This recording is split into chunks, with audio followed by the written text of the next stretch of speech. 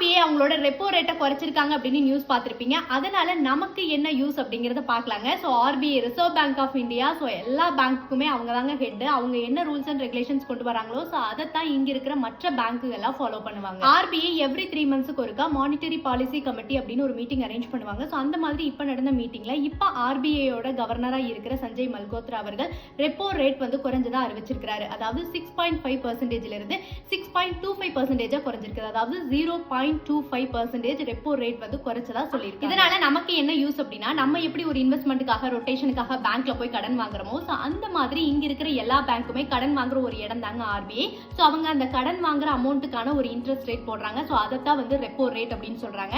So இது கிட்டத்தட்ட ஒரு 5 வருஷமா வந்து குறைக்கவே இல்லைங்க. கோவிட் டைம்ல குறைச்சது.